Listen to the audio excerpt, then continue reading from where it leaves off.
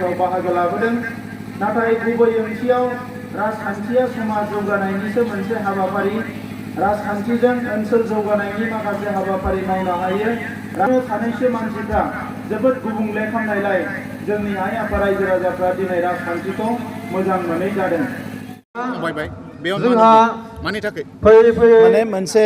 सोलायनायनि थाखाय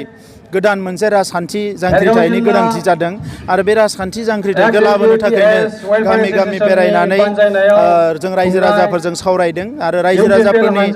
जिफोर दुख दुर्जुग माने खैफोद दुखु दाहाफोरखौ जोङो बुजिनो नाजादों आरो बे साइकेल रेलि आरो हानजा सुरनाय बेवहाय जोङो गासैबो जेंनाफोरखौ बुजिजोब्बाय गामि ओनसोलाव लामा सामा मोजां नङा दै लोंनायनि खुनु मोनसे बेबस्था गैया आबाद थिलिफ्राव माने दै जगान हमनायनि खुनु बेबस्था गैया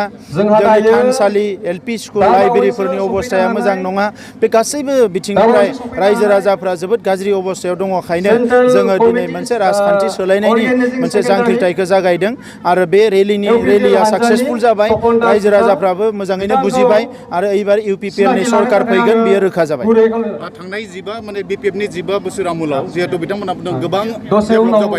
जौगाबाय होननानै बे नंगौ नामा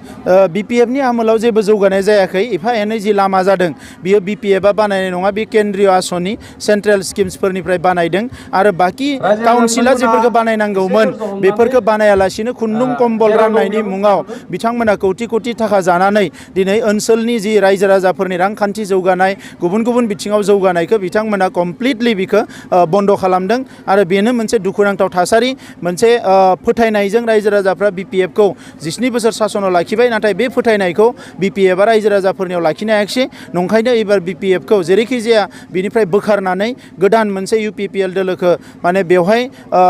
जि मोनसे गोहो दङ बेखौ सामलायनानै रायजो राजानि खामानि मावनांगौ होननानै बिबान होनो थाखाय रायजो राजाफोरा दावगालांगासिनो दङ जों नुबाय माने नोंथांमोना जिहेतु बेरायबाय आथिंजों थाबायबाय साइकेल सालायनायनि उनाव दिनै नुदों बिपिएफआबो आथिंजों थाबायनो मोनदों मा दा मोनफ्रोमबो खामानिखौनो इउपिपिएलनिखौ बिपिएफआ फल' खालामगोन बिनि अनगायै गुबुन लामा गैया थांनाय 17 बोसोराव रायजो राजाखौ थगायनानै नासयनानै दिनै बिपिएफआ थानो जायगा मोना जादों दा नंखायनो साननो रोंगौब्ला बेखौ सान नङाब्ला इउपिपिएलनो हगारनानै हो रायजो राजानि जौगानायनि दायित्वखौ जों लागोन